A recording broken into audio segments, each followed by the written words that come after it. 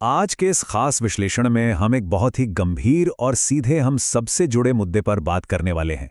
Thermal imaging में हमारा भारत इस वक्त एक अदृश्य भट्टी की तरह क्यों धधक रहा है?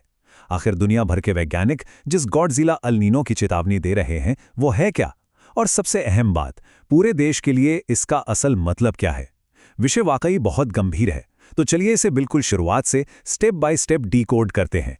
44.2 डिग्री सेल्सियस। अब इस खौफनाक ज़मीनी हकीकत से ही शुरुआत करते हैं।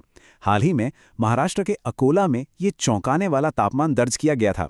पता है, कुछ समय के लिए तो इस भीषण गर्मी ने अकोला को लिटरली पूरी दुनिया की सबसे गर्म जगह बना दिया था। ऐसा लग रहा था मानो पूरा का पूरा शहर किसी धधकते हुए ज्वालामुखी के मुहाने पर बैठा हो, जहां पैरों के नीचे सड़कों का डामर तक पिघलने लगा था। और ये कोई एक शहर की कहानी नहीं है। उत्तर प्रदेश से लेकर ओडिशा तक हमारे 20 से भी ज्यादा शहर इस वक्त दुनिया के सबसे गर्म शहरों के लिस्ट में शामिल हो चुके हैं। हालात इतने भयंकर हो चुके हैं कि आसमान में उड़ते हुए पक्षी तक अचानक डिहाइड्रेशन से तड़पकर सीधे जमीन पर गिर रहे हैं। दोपहर की इस चिलचिलाती धूप में काम करने वाले लोग, खासकर हमारे डिलीवरी वर्कर्स, वो तो रोज इस जानलेवा गर्मी का सीधा सीधा सामना कर रहे हैं। ये वाकई डराने वाला है। तो यहाँ समझने वाली सबसे अहम बात यह है कि हमारे कंक्रीट के शहर अब एक हीट ट्रैप बन चुके हैं, जिसे विज्ञान की भाषा में अर्बन हीट आइलैंड कहा जाता है। होता क्या है कि दिन के समय ये कंक्रीट की इमारतें और सड़कें सूरज की गर्मी को पूरी तरह सोख लेती हैं, और रात होते ही ये दीवारें किसी विशाल हीटर की तरह उस गर्मी को बाहर फेंकने लगती हैं। मतलब रात के समय भी गर्मी से कोई राहत नहीं। आमतौर पर इंसानी शरीर रात की ठंडक में खुद को रिपेयर करता है, लेकिन इस भट्टी जैसे माहौल में शरीर अंदर से मानो उबलने लगता है। इससे ऑर्गन फेलियर और हीट स्ट्रोक का खतरा कई गुना बढ़ जाता है। सेक्शन 1, 1997 की एक ऐतिहासिक चेतावनी। आने वाले खतरे का असली पैमाना समझने के लिए हमें इतिहास के पन्नों को थोड़ा पलटना होगा। 1997 के सुपर एल नीनो की इस टाइमलाइन पर जरा गौर करते हैं। यह साफ साबित करता है कि हजारों किलोमीटर दूर समंदर में होने वाला एक छोटा सा बदलाव कैसे भयानक सूखे, आग और मौतों की एक विशाल चेन रिएक्शन पैदा कर सकता है। जरा देखिए, इंडोनेशिया में महीनों तक बारिश की एक बूंद नहीं गिरी, जंगल पूरी तरह सूख गए और 97 लाख हेक्टेयर में इतिहास की सबसे भयंकर आग लग गई। सोचिए, मलेशिया और सिंगापुर तक धुआं इतना गहरा था कि विजिबिलिटी जीरो हो गई, एयरपोर्ट्स बंद करने पड़े और दुखद रूप से दम घुटने के कारण करीब 15,000 लोगों ने अपनी जान गंवा दी। सेक्शन 2, प्रशांत महासागर का हाई प्रेशर इंजन। तो चलिए अब अपनी नज़र शहरों से हटाकर दुनिया के सबसे बड़े समंदर प्रशांत महासागर की गहराइयों की ओर ले चलते हैं। ये स्टेप बाय स्टेप प्रोसेस एक नॉर्मल मॉनसून की एकदम परफेक्ट नेचुरल मशीन को दिखाती है। भूमध्य रेखा यानी इक्वेटर की भयानक गर्मी से ताकतवर हवाएं पैदा होती हैं, जिन्हें ट्रेड विंड्स कहते हैं।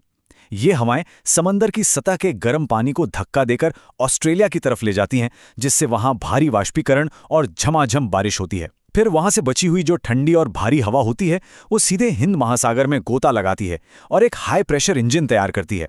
यही वो पावरफुल इंजन है जो नमी को भारत की तरफ धकेलता है। एक तरह से कह सकते हैं कि यह प्रकृति का वो धड़कता हुआ दिल है जो हमारी खेती और नदियों को सदियों से जिंदा रखे हुए है। लेकिन यहीं पर एक जानलेवा गड़बड़ी पैदा होती है। जब अल नीनो नाम का मॉन्स्टर जागता है तो ये पूरी की पूरी मशीनरी टूटकर बिखर जाती है। जो ट्रेड विंड्स पानी को ऑस्ट्रेलिया ले जाती थीं, वो रहस्यमयी तरीके से कमजोर होकर रुक जाती हैं, मानो उनका गला घुट गया हो। फिर वो गर्म पानी उल्टी दिशा में वापस दक्षिण अमेरिका की ओर बहने लगता है। नतीजा, ऑस्ट्रेलिया भयानक सूखे का शिकार हो जाता है। और सबसे खतरनाक बात, हिंद महासागर में हमारा वो हाई प्रेशर इंजन फेल हो जाता है। इसका सीधा सा मतलब यह है कि भारत की ओर मॉनसून को धकेलने वाली ताकत खत्म हो जाती है। आसमान से बादल गायब हो जाते हैं और हमारी जमीन बिना किसी रुकावट के सीधी धूप में झुलसने लगती है। तो साल 2026 के लिए वैज्ञानिक जिस बात की चेतावनी दे रहे हैं, वो कोई छोटी मोटी गड़बड़ी नहीं है। एक लंबे ला नीना पीरियड के बाद प्रशांत महासागर एक टाइम बम की तरह अपनी दबी हुई विशाल ऊर्जा को अचानक रिलीज करने वाला है। जब समंदर की सतह का तापमान 2 डिग्री सेल्सियस या उससे ज्यादा बढ़ जाता है, तो पानी लिटरली उबलने जैसी स्थिति में आ जाता है। और इसी खौफनाक वैज्ञानिक सीमा को गॉडजिला एल नीनो का नाम दिया गया है। ये सिर्फ कोई डराने वाला कैचफ्रेज नहीं है, इसके पीछे का विज्ञान साफ बताता है कि यह मौसम का एक विकराल रूप है। सेक्शन 3 2026 के लिए आसन्न आर्थिक प्रभाव। अब प्रशांत महासागर से वापस अपने भारत की ओर लौटते हैं और समझते हैं कि ये ग्रहीय गड़बड़ी देश के लिए एक बड़े सामाजिक और आर्थिक संकट में कैसे बदल सकती है। इन आधिकारिक आंकड़ों पर जरा बारीकी से नजर डालते हैं। ये प्रोबेबिलिटीज वाकई अलार्मिंग हैं। ये डेटा साफ बता रहा है कि 61% चांस है कि ये इवेंट हमारी बारिश को कम कर देगा। और ध्यान दीजिए, 25% संभावना तो इस बात की है कि ये एक सुपर इवेंट यानी सीधा गॉडजिला अल नीनो बन जाएगा। केवल 14% चांस है कि चीजें नॉर्मल रहें। ये इस बात का बहुत बड़ा इशारा है कि हमारे देश की जलापूर्ति और हमारी पूरी कृषि व्यवस्था अब तक के सबसे बड़े रिस्क पर है। इतिहास हमेशा से एक सख्त टीचर रहा है और ये 60% का आंकड़ा एक बहुत ही कड़वी सच्चाई को सामने लाता है। हिस्टोरिकली देखें तो जब भी एक लंबा ला नीना खत्म होता है और एक नया एल नीनो शुरू होता है तो 10 में से 6 बार भारत को भयंकर सूखे का सामना करना पड़ा है। ऐसे में खेत सूख कर धूल बन जाते हैं और हमारे किसानों की आजीविका पर सीधा और बहुत ही भयानक असर पड़ता है। और ये टेबल उस खतरनाक डोमिनो इफेक्ट को बड़ी आसानी से समझाती है। ये वो स्थिति है जो रिजर्व बैंक और सरकार की रातों की नींद उड़ा सकती है। बिल्कुल साफ है, अगर फसलें धूल में मिल गईं और नदीला बांध सूख गईं तो इसका सीधा असर हमारी इकोनॉमी पर पड़ेगा। पूरे देश में भोजन की भारी कमी हो सकती है और महंगाई आसमान छूने लगेगी। दुनिया में पहले से ही जो तनाव चल रहे हैं उनके बीच अगर मॉनसून फेल होता है तो मिडिल क्लास और गरीब तबके के लिए एक बहुत बड़ा और भयानक संघर्ष बन जाएगा।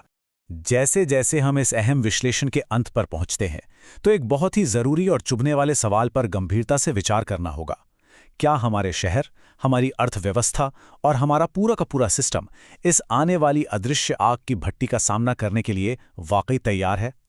इस गॉडजिला अल नीनो की आहट के बीच हमें ये सोचना ही होगा कि क्या हम प्रकृति की इस बड़ी चेतावनी को वक्त रहते समझ पाएंगे।